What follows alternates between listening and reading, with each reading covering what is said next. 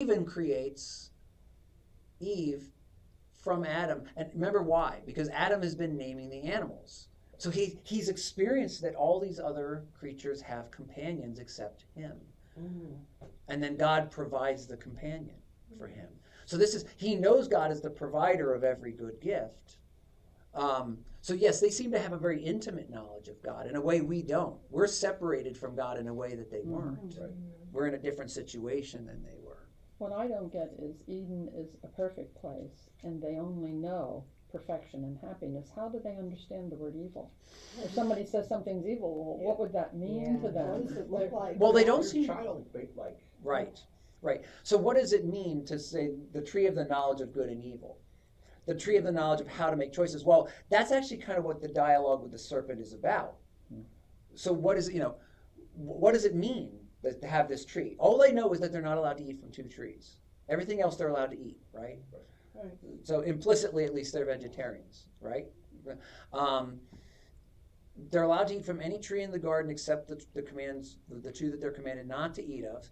And you do this back and forth with the serpent. Well, the real reason why you're not allowed to eat is it'll make you like God, right? So all they know about good and evil is that it will in some way allow them to be disobedient. Up till now, they've been in a relationship of perfect trust with God. All that this will do is give them the ability to be disobedient. They may not, I'm sure they don't understand all the implications of what that means, although they've been told, in the day in which it happens, you will die. So we're not given that God explained what the word die meant. And again, but it must have meant something to mean. them. Right. Yeah. They have to understand what that means, even though we're not given the fact where God sits down and tutors them in what that means. Okay. Because that's the pushback. The serpent's going, you will not surely die. Right? Don't worry about it. No big deal. God's pulling your leg. God's lying to preserve his own power. That's implicit in the dialogue. The dialogue's very sparse. So you definitely have to read between the lines and understand the subtext. And again, part of this is that's intentional in a way. Like these stories tell just the bare bones, in part so we can read our own, not say read our details into them, but we can apply them to our own situation. The more you flesh in a situation, the less applicable it seems to your own, right? By having just the barest bones of the story, you can say, that's kind of like when my mom told me not to do this. Even though it's my mom telling me this had nothing to do with the tree, had nothing to do with God. You're able to apply these stories into your life more easily because of the lack of details. What gets pushed front and center for us is the conflict, not the details of the story. The conflict is, do we trust God or not? Okay, that's the thing. God tells us we're going to die. The serpent says we're not. In fact, we're going to get to replace God if we listen to the serpent. Who do we trust? That becomes the central fact of the story, instead of the details, which would be how long have they been there? Did they really know? What is that? All that is kind of backed up for us, and we're left with this central fact: do we trust God or not? Do we believe God's lying to us, or does God have our best interest at heart? Right? Those are the things we can immediately take and apply into our lives and apply to my own spiritual life. Do I trust God when he says do this or not?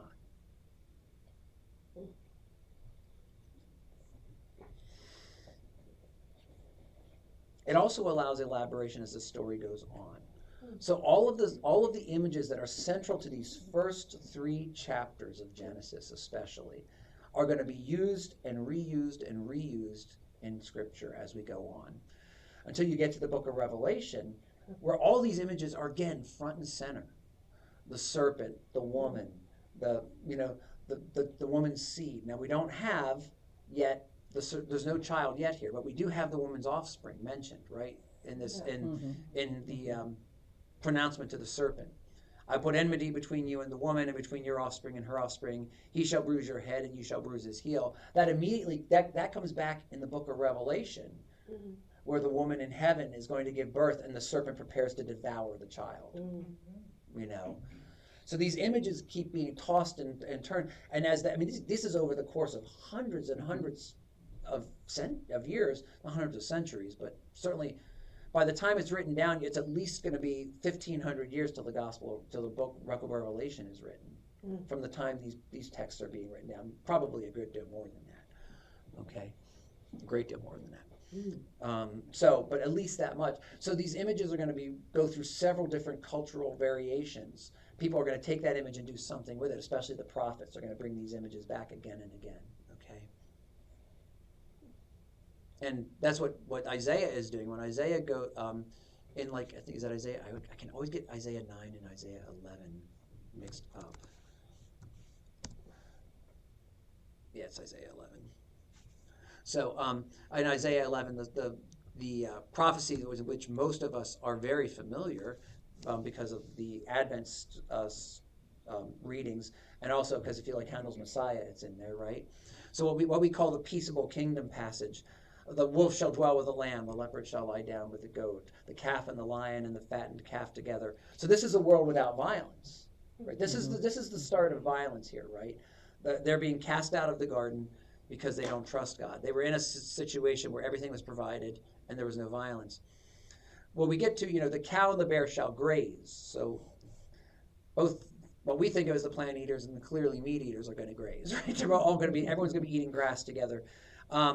Their young shall lie down together. The lion shall eat straw like the ox.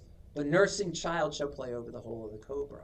So here's that image where the serpent is now no threat to the child, right? This is the very first pronouncement of the judgment. It's against the serpent. Now, the weaned child shall put his hand on the adder's den. The child has nothing to fear anymore. This is what this image does. Isaiah's prophecy is meaningful enough when you just have, children are going to play with poisonous serpents. That's okay. But when you have the backdrop as Genesis 3 and the loss of Eden, this now becomes not just, hey, life's going to get better. Now it's the restoration of Eden. That's what Isaiah is talking about here.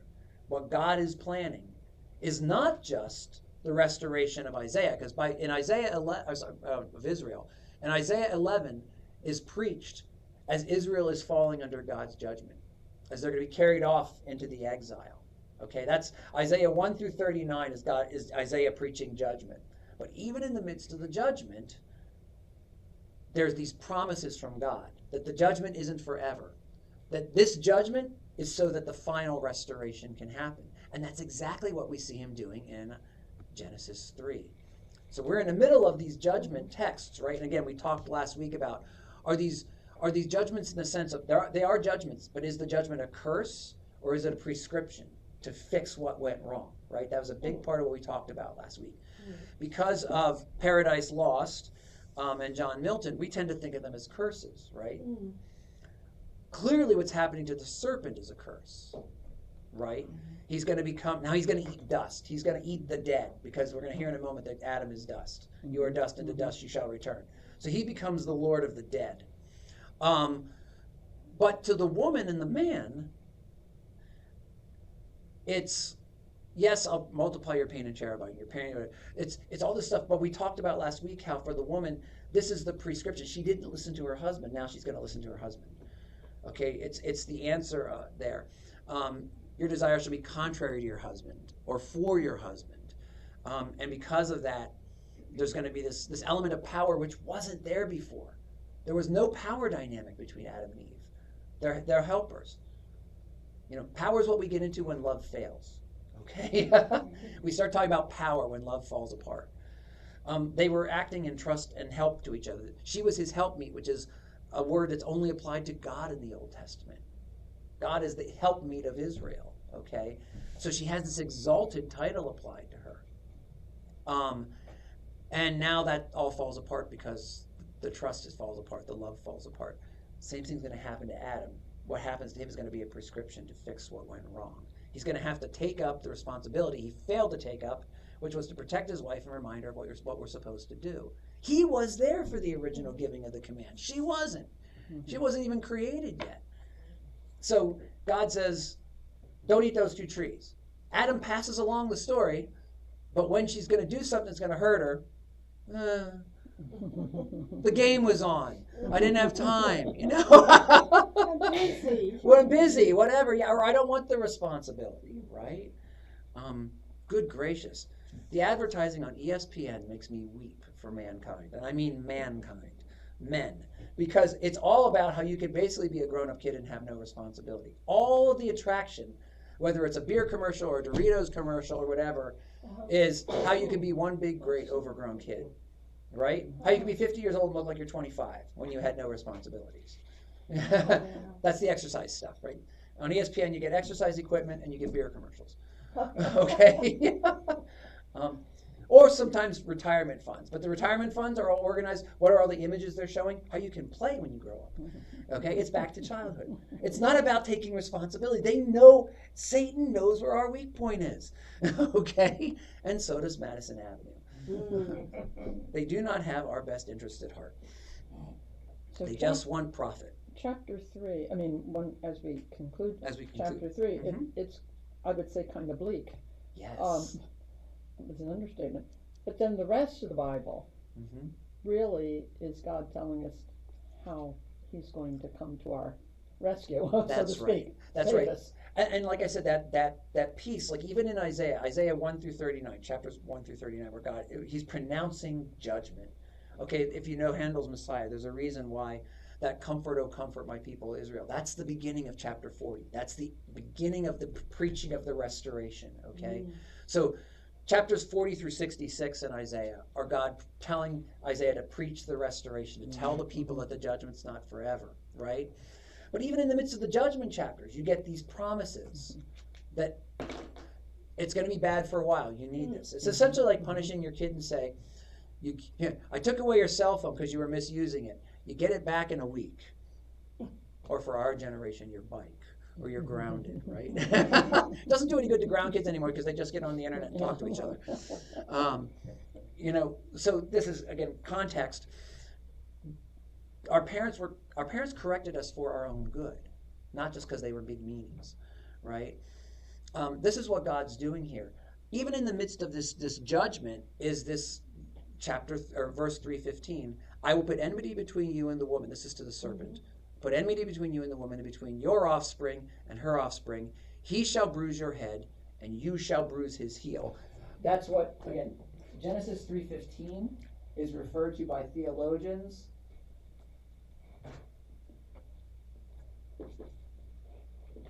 as the proto-evangelion. Yeah.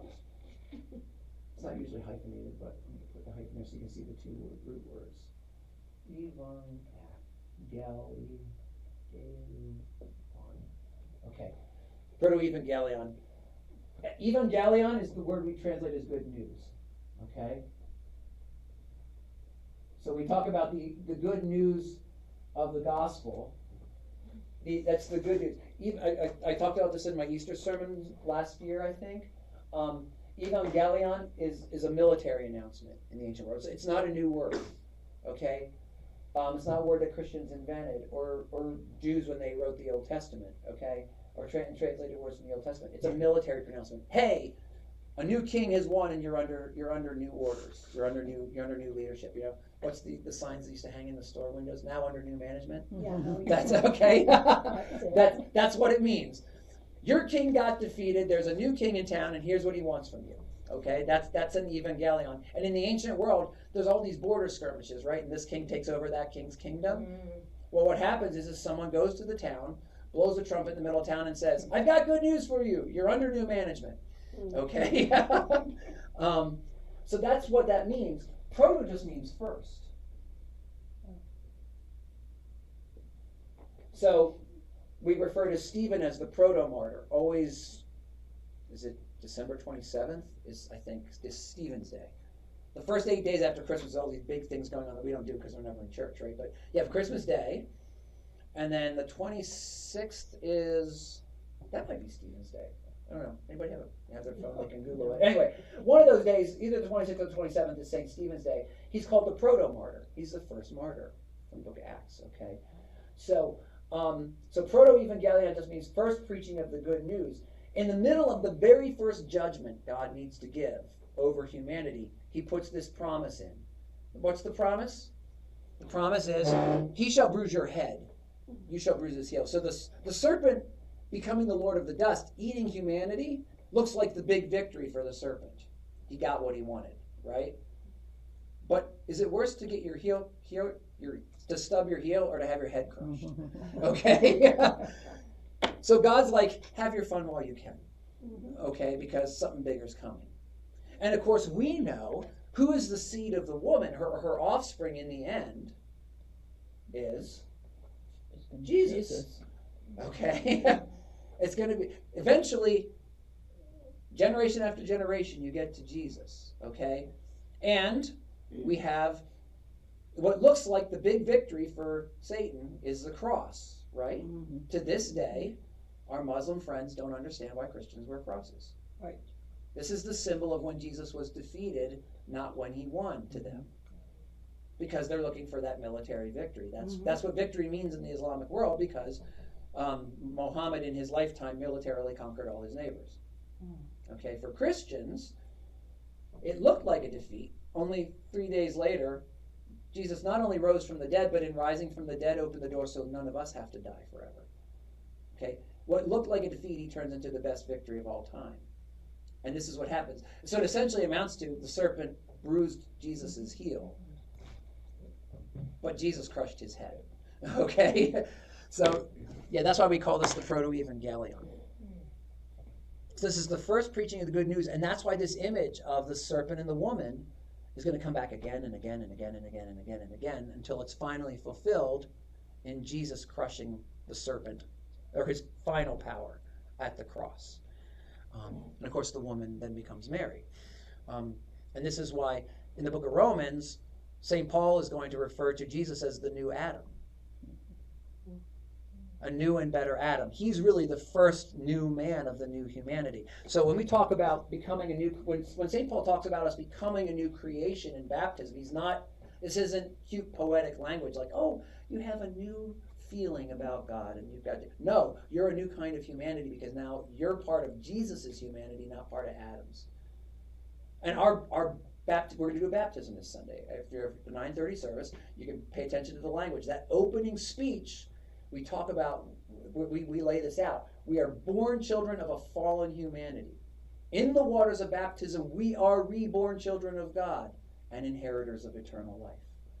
You're moving from one category of being human to a completely new category. And that new category, Jesus is the first one. Jesus is the first human being who has the ability to go on to eternal life, because Adam and Eve never got there. Okay? They're going to die. Every child of Adam dies. And this is the significance, for those of you who love C.S. Lewis, this is the significance in The Lion, the Witch, and the Wardrobe, the children's stories, that they're never referred to as human beings by the speaking animals. They say, are you a son of Adam? Are you a daughter of Eve?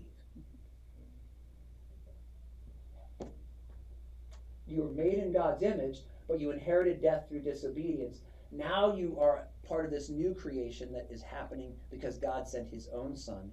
And this is the importance of the incarnation, Christmas. He takes on our humanity, so he can become the first of the new humans. And this is why he's called the firstborn from the dead, because he's not going to be the lastborn from the dead. He's just the first. And he opens the door for us to experience the same thing.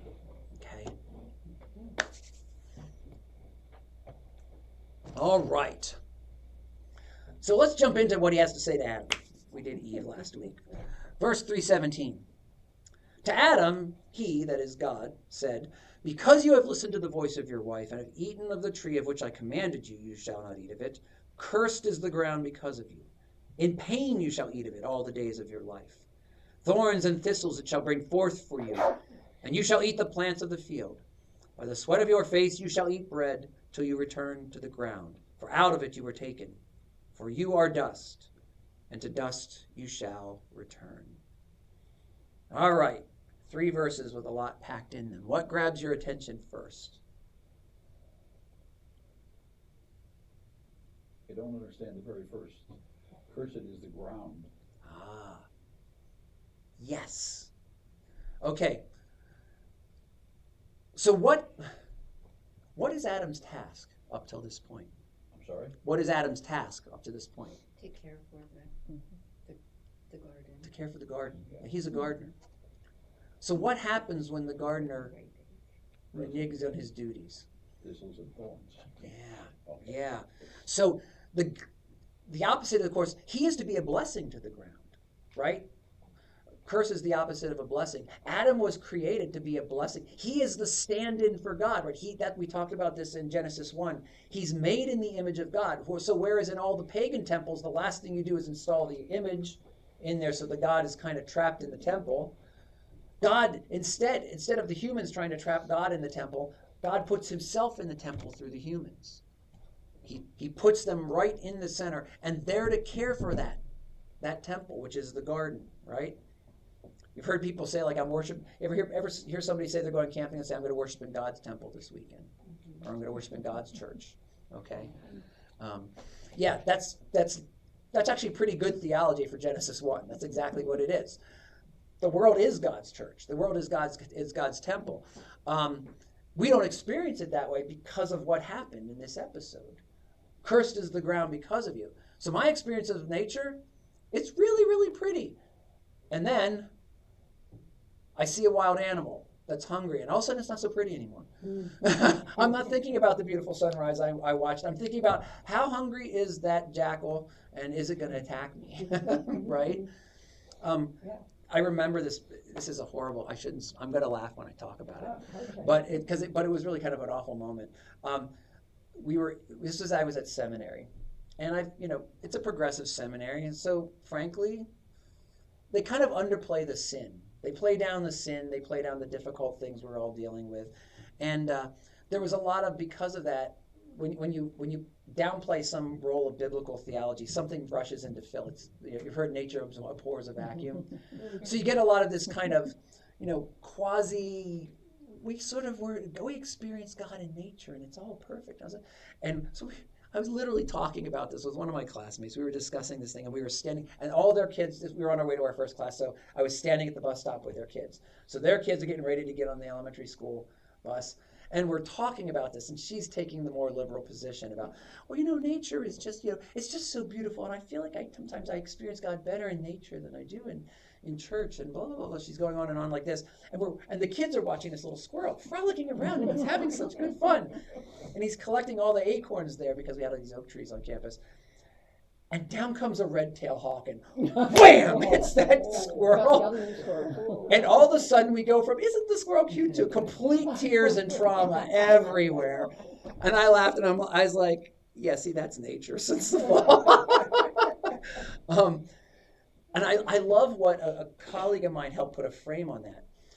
He said, we can experience God in nature. Now, this is a good Lutheran way to talk about this.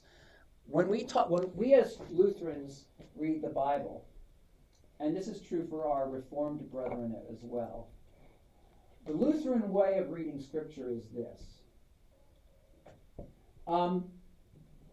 We agree that it's all God's Word, right? It's all God's Word. Isaiah 1 through 39, which is all judgment, where God literally takes the people of Israel and they're pictured in Isaiah 9. What's being pictured is like Israel as a mighty forest. God burns it to the ground, down to one charred stump. That's all that's left of the entire forest. That's all God's Word. That's all true. God does that stuff. And then God says, out of that stump, a little green shoot's going to come out. And that's a shoot from the stump of Jesse. And we hear that. That's the promise of the coming Messiah, right? Okay? So in the midst of God pronouncing judgment, there's these little pockets of good news. God reminds us that his judgment is not overwhelmed. It's overwhelmed by his love. He needs to bring judgment back. Well, we call that law and gospel, okay? When we say law, we don't mean the Ten Commandments. This is judgment. God's judgment and God's promise. Every line of Scripture is either a promise or a judgment. And we need both. Without the judgment, we begin thinking that the serpent was right. We begin thinking, I can choose good and evil for myself. I don't need to reference God. This won't back up on me at all if I make this choice. Okay? I won't have any problems. I see better. We need that judgment to humble us and remind us that we need God. Because we were made for God. right to your first question, do they know God? They were created for intimacy with God. That's what their destiny was supposed to be, was forever walking with God and trusting him. Because that's the problem we have, is that we don't walk with God. We inherit Adam and Eve's mess. Okay? We're born into a world where we don't have an intuitive connection with God, where we can't sense him just by, can I feel him here? No, not usually. and not usually is because my sin's getting in the way.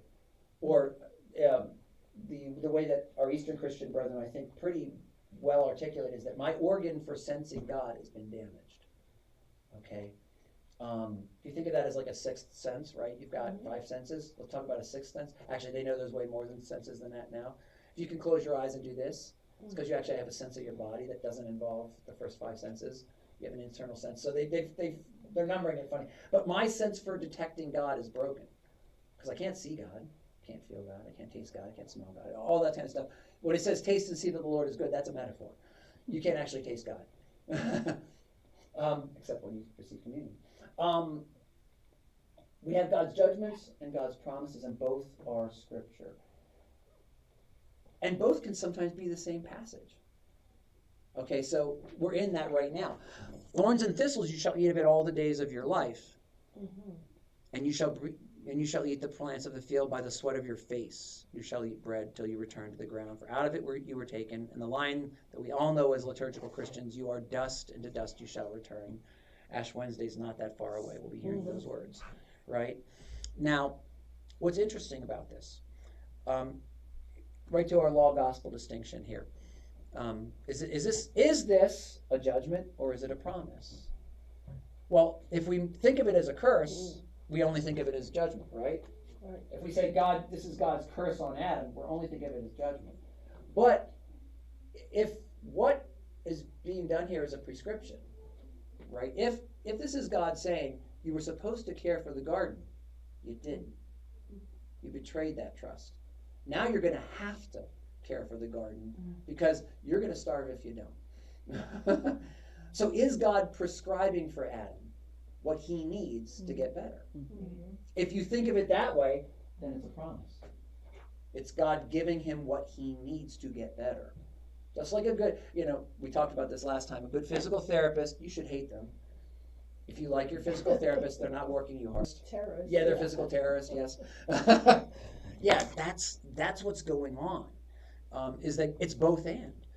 Both God's judgment and his love are true. Okay? His judgment is against our sin, though. His love is for us as people. We are not our sin unless we choose to identify as our sin. Yes? Just one thing. Couldn't God, interfere and not let Eve give Adam the apple? Sure. But then it had to be, I guess. Well, you can do that.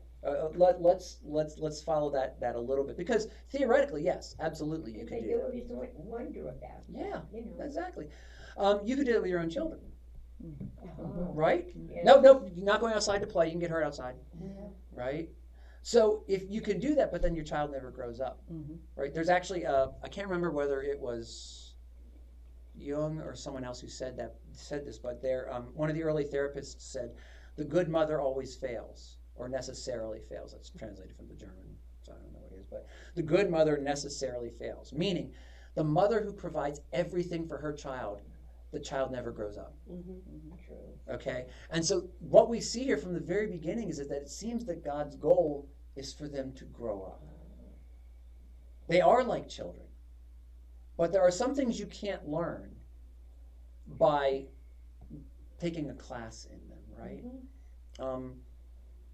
Things like courage. There's no way to learn courage except to be brave. Be scared as heck and do what you're scared of doing anyway. It's the only way to learn courage. This is why this is standard therapeutic practice, and the only type of therapy that works for phobias is incremental exposure. So if a person's afraid of getting on an elevator, you walk, the therapist walks with them, push the button for the elevator. For some people, that's terrifying. You push it, the door opens, you look at the elevator, let the door close. Let's try that again. Push the button on the elevator, okay? Each time until they get to where they can do that without anxiety. And then you say, let's step on the elevator and step back off before the door closes, okay? And so they're building their courage by one small step at the beginning. And then so they have a little bit more courage to take the next step until finally they can ride the elevator. Years ago doing youth ministry, something that's always comes around we do in youth ministry is rock climbing gyms, if you've ever been to these. They imitate like climbing up a cliff, right? But you're harnessed in, the kids can't fall. Well, there was a really good one in Detroit where I started in youth ministry. It was about 7 stories tall. It was an old converted warehouse, so you had 70-foot walls to go up. And a woman I met climbing there, I had taken one of my high school seniors. He was 18. He really wanted to tackle the big walls. He didn't want to be with the other kids. I was like, tell you what, we'll go separately. I was at that stage of my life where I could do those things. So he and I went to this rock climbing gym, and we were going to tackle one of the 70-foot walls. One of them up at the top went like this. So you're hanging from your fingernails as you go. So you really have to know what you're doing to get up there, and you really have to develop your strength in your hands. And we met a woman going up that wall with us, and we said, you know, we just got chatting because she was, you get really tired doing it, so you have to shake your hands out and let them recover. And we got chatting as I was called belaying. You're holding the rope for the other person who's going up the wall. And I said, so you really like this? She goes, no, I hate it. So why are you here? She says, I'm getting over my fear of heights. Oh, boy. I said, you go up this wall? She says, yep. She said, when I started here 9 months ago, I could go up 6 inches. 6 inches and then jump off. Okay?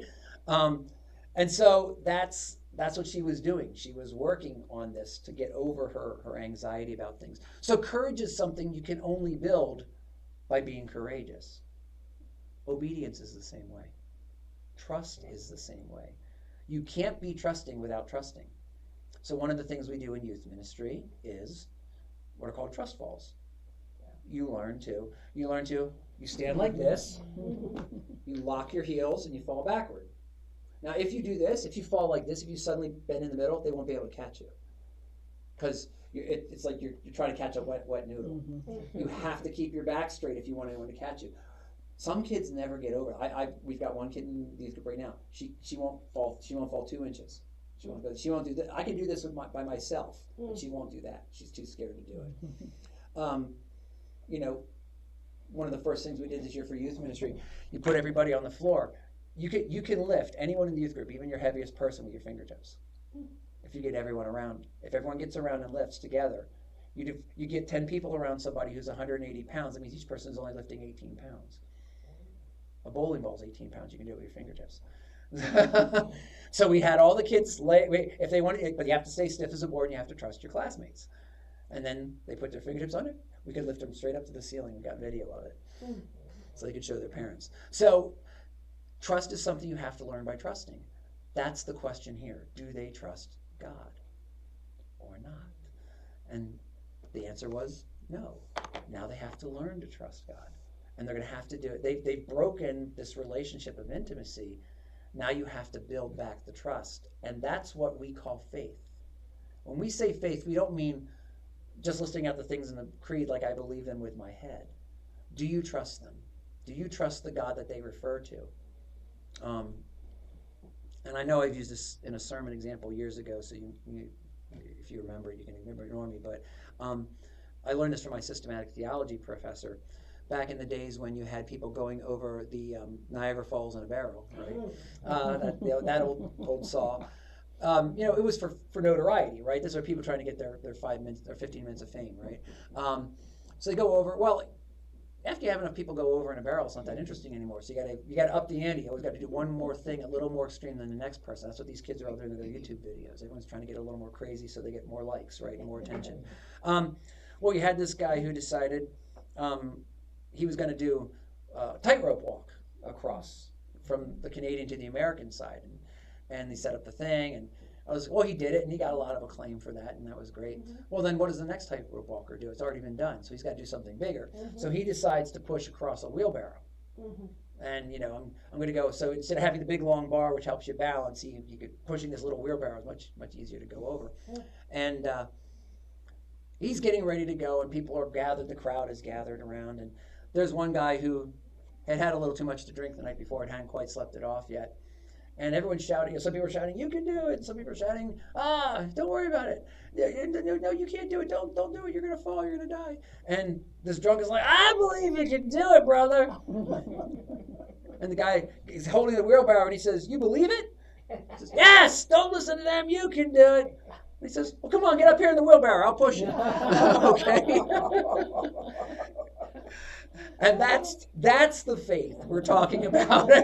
When we talk about the faith that saves, it's trusting.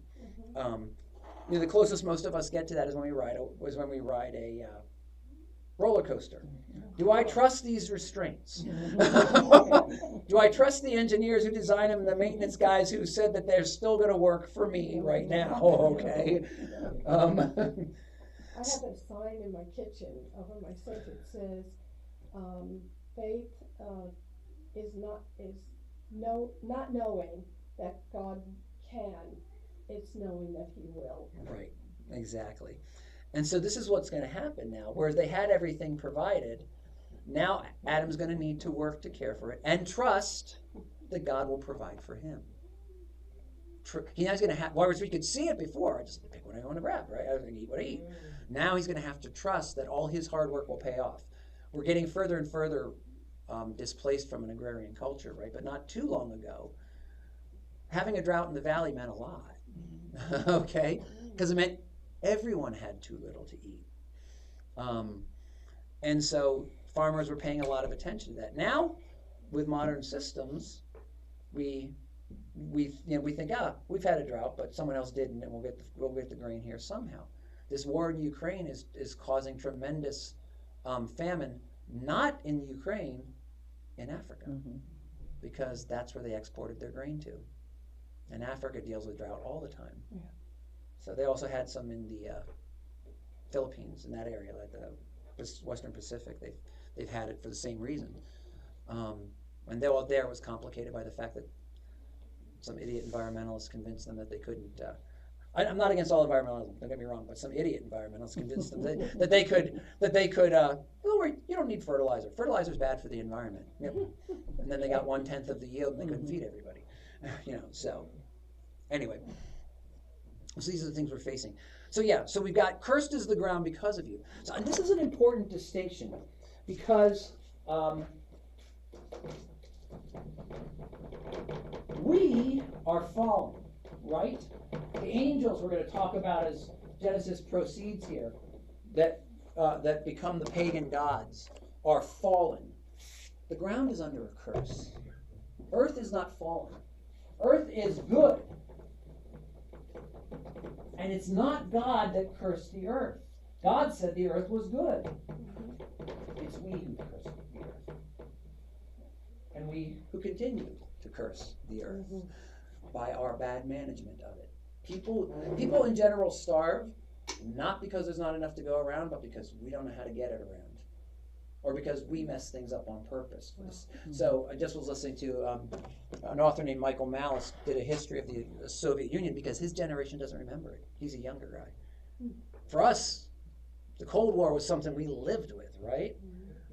Anyone under 30, they don't remember that. Berlin Wall fell in 92. Okay? This has never been a reality for them. So he's been researching it. Stalin engineered the famine in the Ukraine. And then blamed the Ukrainians for it so that the rest of Russia would hate them. He maintained his own power by literally starving a good 5 to 6 million people.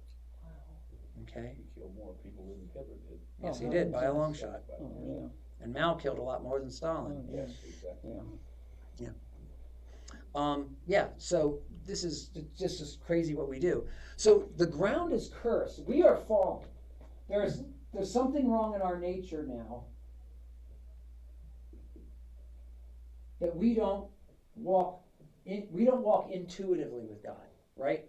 Adam and Eve could sense God, could walk with him, could talk with him without work. For us, it's work. And a lot of it's the kind of work we don't like to do. But humanity is fallen. And what that means is our condition is different, okay?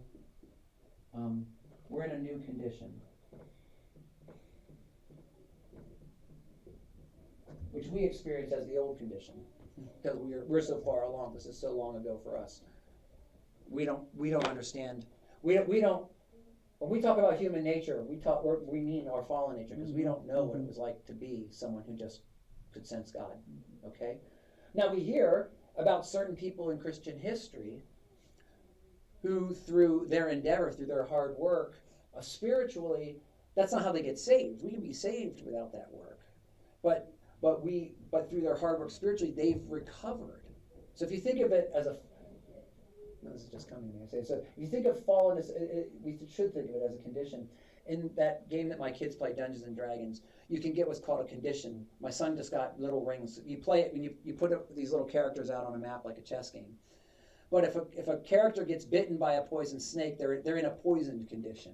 So he got these little rings for Christmas that he can put around his character that says that character has been poisoned, that character has been burned. So he's got all these little things, right? So if you think of fallenness as a condition, it's a condition that needs remedying, right? So this is what we're talking about, that therapeutic approach. If we look at how God is healing us, well, some people have gone a long way down that track in this life. Now we believe in the next life it's going to continue on and will eventually be completely healed. We're brought in. Sin will no longer be a problem, but we'll still be transformed from one degree of glory into another. From one type. I should know that one because I just was studying it yesterday. I think it's 2 Thessalonians. No, that might be 1 Corinthians. Anyway, no, I was wrong. It's 2 Corinthians. I'm messing up. Anyway, 2 Corinthians. So yeah, we're being transformed from one degree of glory to another. In the next life, sin won't be the problem, but we will grow in our intimacy with God forever. Adam and Eve, even though they were intimate with God, were supposed to grow up. Okay? So as we grow spiritually, we will grow. So people like Francis of Assisi, he reported by the end of his life that every leaf glowed with the glory of God for him. He experienced God as like shining forth from his creation in a really significant way that we don't. Most of us don't. He had been so much into his prayer life and seeking union with God that he had experienced some of that in his life. We'll all get there by the grace of God. But he had moved a little further down that track. Now, I don't know whether that's true. I'm just saying this is what he reported about himself, right? And some people make that journey. So the ground is under a curse because of us.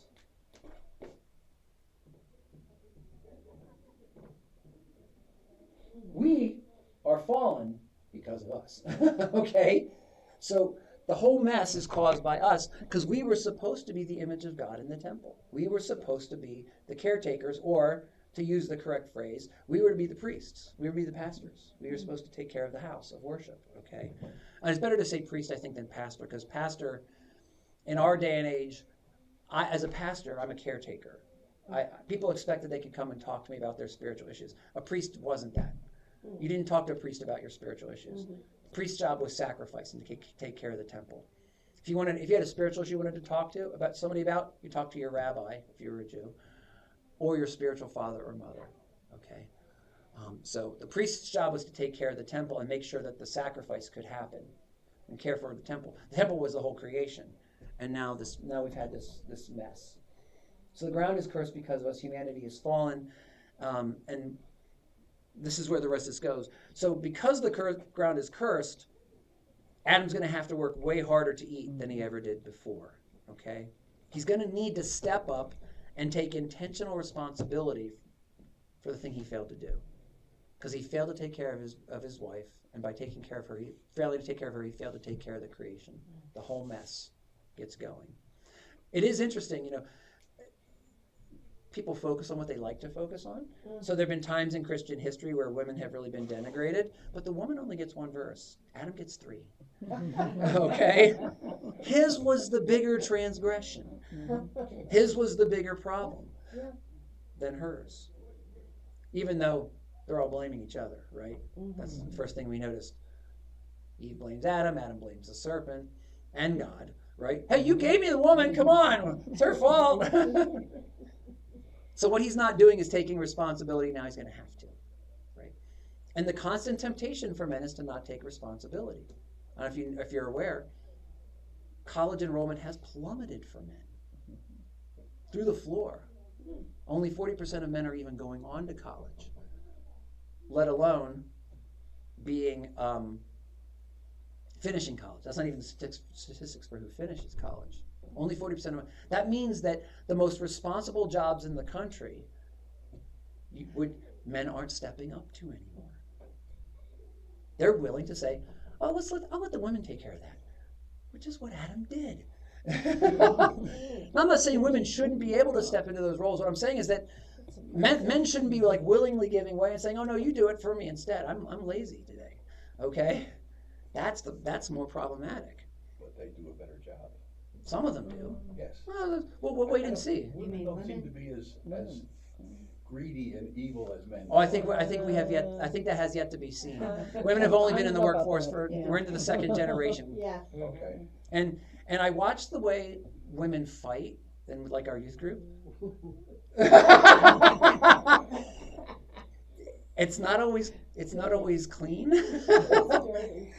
And a lot of times, like men can. I heard a woman say it this way to me. We did a whole. This is taking me back to my undergraduate days. We did a night where we talked about the difference between men and women.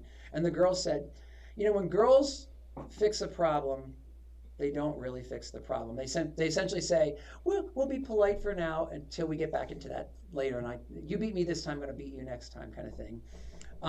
She said, guys can beat the heck out of each other and then have a beer and they're okay.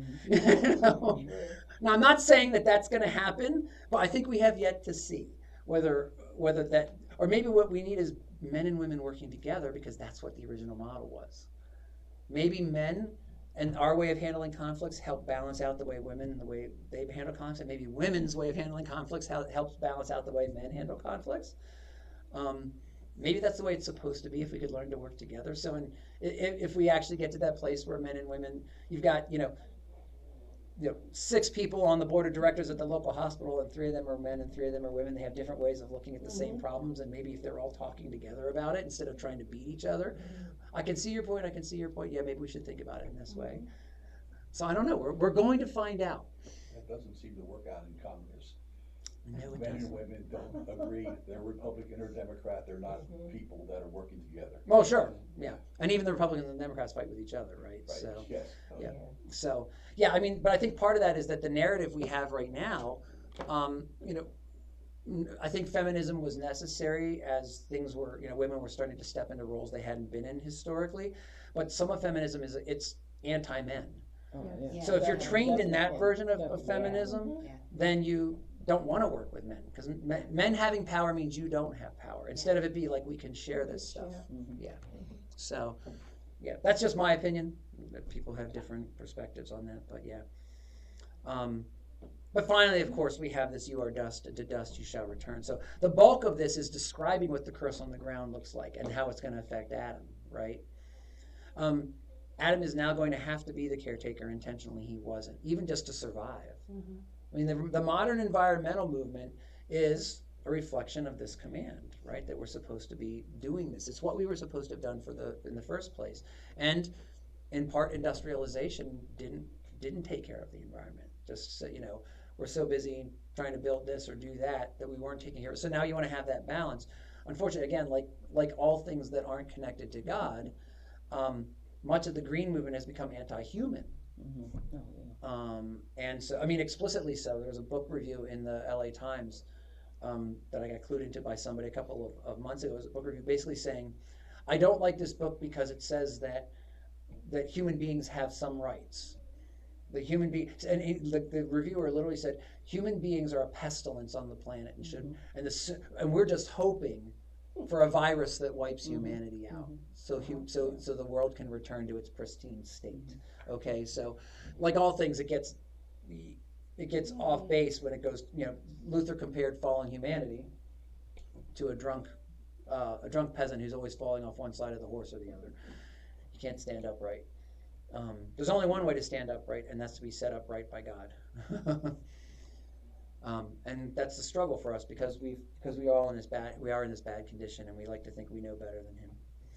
But finally, "You are dust, and to dust you shall return," reminds us that even the most ambitious person has a time limit. has an expiration date. Mm. And that's a good thing, because I don't want people like Stalin and Mao and Hitler to be able to go on forever. Okay. And so the early church, far from seeing this as a curse, which is how most of the pagan cultures saw it, right? We're cursed because we have, I forget if it was Seneca who said this, who said we have eternity in our hearts is the curse of humanity. We have eternity in our hearts, but we can't get there. We can't live forever. That's a curse in his estimation. In the estimation of the church fathers, it was a blessing. Yeah, I see it that way. Yeah, it teaches us It's like you'll be suffering like this, but there is an end to that suffering. there's an end to the There's suffering. something better yet to come. I mean, promise. Right. So I don't. Yeah, yeah, and even more than that, there's an end date to when I can't put off forever saying I'm going to trust God. Mhm. I can't put off forever getting on board with that. I've got to eventually say today's the day, and that's that taking responsibility piece. That's that taking responsibility piece. I think I'm been a little bit slow.